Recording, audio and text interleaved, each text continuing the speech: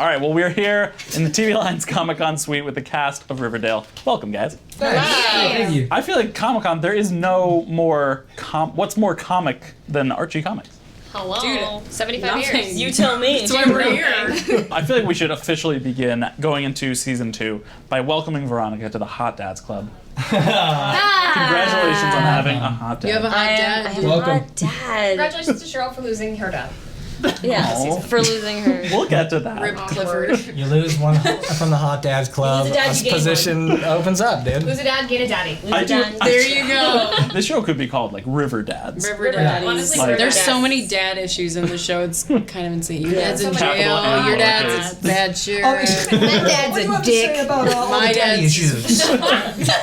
Yeah, the writer's Her room. dad's dead. They've all had it. I will say Dad's though, in terms of dads, I'm worried about one of your dads. Yours. Not the confirmed dead Why? dad, the Worried too. potentially dead dad. We're all worried. Fred. Well, yeah, we saw a little bit of the first episode. Looks Yeah. very, very tense. We actually had no idea until the night before that we were doing that. The writers, we had a completely different ending, and the writers sent us that script, and we did it. It was a super private thing, and not even the people who weren't even in the scenes. Yeah, we weren't didn't allowed even to see know it. Yeah. until we saw the script I like felt laying in the like a red, makeup the trailer. red I was like, script. what is? Yeah. What is it? I What read are it, I they was like, shooting today? Oh. Okay. Red script equals trouble. Right. Yeah. Pick it up. The cherry revisions. In the Comic-Con panel, we were told that there is potentially the sexiest scene yet between Archie and Veronica in the premiere. I just would say confirmed. Confirmed. Have you seen it? Sexy. It's steamy. It's all right. I know we can't give too much away here, but like reenact it with the hand puppets. You can be Archie and you can be Veronica. There's not enough atmospheric fog. There's too much clothing going on. Wow, that was really good. Was that it? It's a. So it's like this, but like you roll your sleeves down, so it's like a fully nude hand puppet. It's like more like a drop. I mean, it's That relationship is fun. It's like I almost don't know what to make of it. How do you guys kind of feel about the connection at this point? It's getting deeper. I think they're like kind of fleshing it out a little bit more. Yeah, yeah. I think Flushing being the operative word. It's also kind of it's hard because Archie's dealing with what he's dealing with his old man, so he's kind of focused on that, which kind of I don't know. It causes a lot yeah, of because the season 1 we were a very like physical couple, right? Like we were. I don't know. I mean, obviously there was like emotions too, but like they were like the kind of like the really like sexual couple. I guess. And then now because of everything that's going on in Archie's life, Veronica is stepping up and being more of like a girlfriend, Still and pretty supportive sexual, and though. strong. And it is. It's like 10 times more can't keep sexual. their hands off each other. It's 10 times more sexual, but also like there's substance to it. yeah. Yeah. It's really sweet. I have to say, you referring to him as Archie's old man was the most delightfully Archie thing you could have possibly done. Yeah. It's KJ. It's KJ. Do you feel like you are Archie? He is Archie Archie. is you. No, they're very different. Literally at the panel, so one of you guys said that KJ was the most like his character. I said Wasn't that. me. Wasn't that me? You just said they couldn't be more No, she opposite. did. No, I No, didn't. no. That was her. Guys! Archie. This just became a Real Housewives KJ. reunion. Like own your insinuations. They're both indecisive. Yes, that's the Oh trait my- that they have in common. Thank is you for that. indecisiveness. You're welcome. We also have Bughead. You're not sitting next to each other right now, but you will. We will be doing a lot of sitting next to each other. Yes, get it all out. Then I know things are getting dark. That word is thrown around a lot.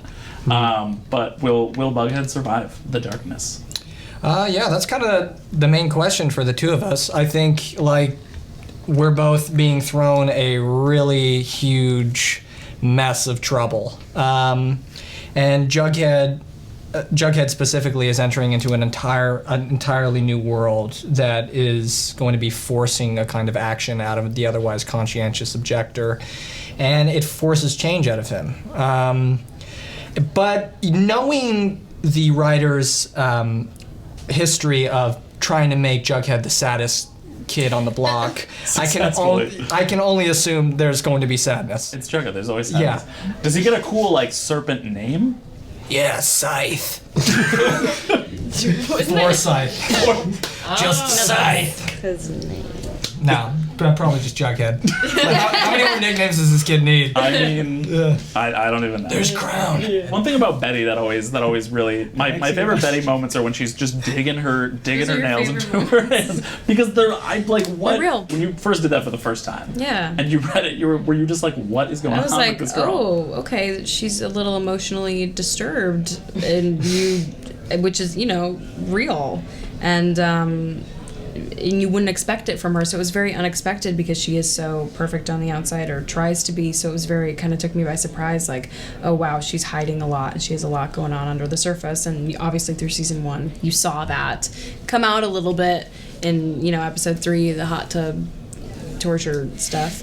The infamous hot tub torture scene. But it was important talking to Roberto about season 2 that we addressed that, and we're not just like, oh, this girl's just doing self-harm throughout season 1 and it's going unnoticed and no one's helping her.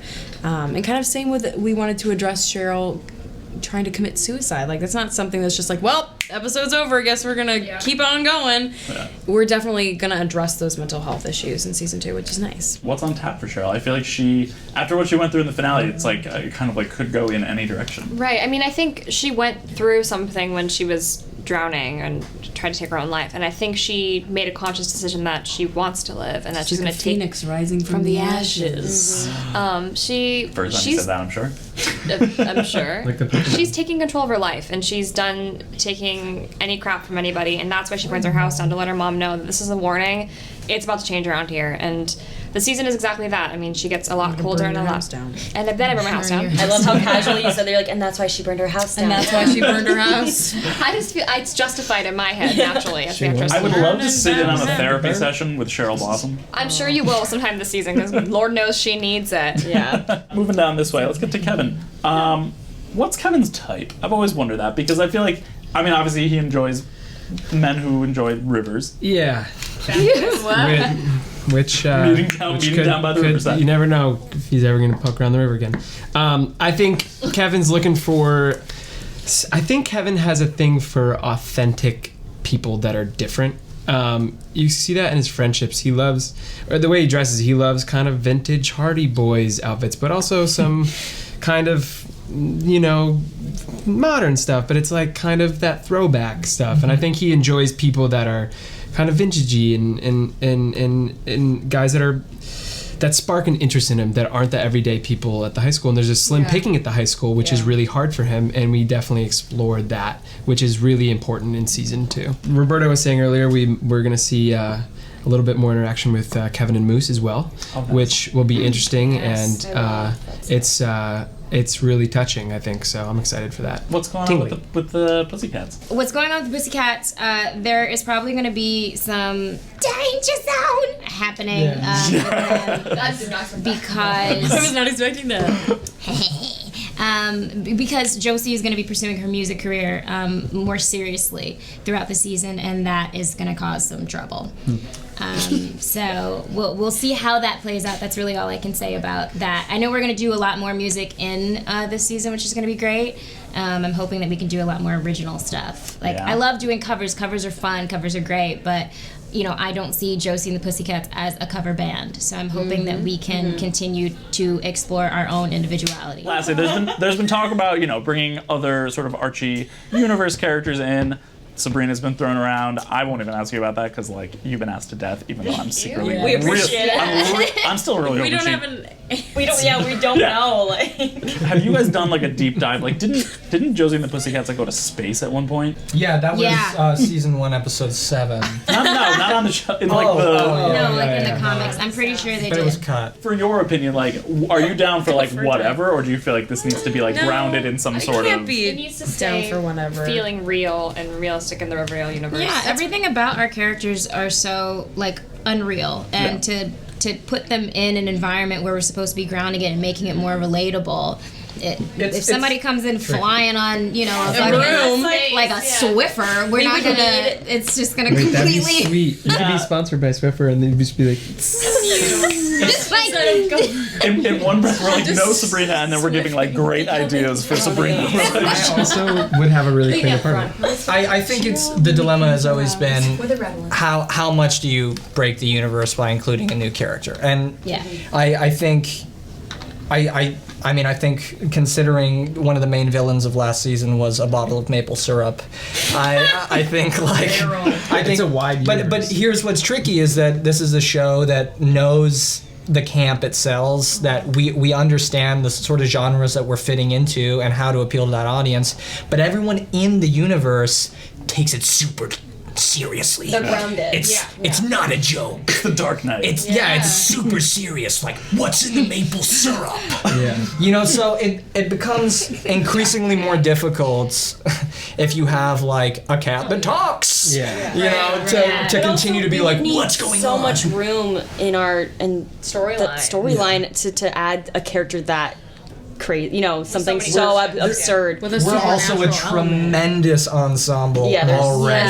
Yeah. And with that being said, there's a lot of Huge. talk about Sabrina right now, but we've also added like 4 new characters that That are are all actually once in once the show is airing, they see them, it'll be a whole new thing that's Yeah. amazing. Not a lot of people to play with. The fans for a while were like, what's going on with Kevin? We need more Kevin. We need more Reggie. We need more Moose. Where's Dilton? You know, there's so many characters. We need more Pop Tate. You know, there's so many characters already in the Archie universe that it would almost...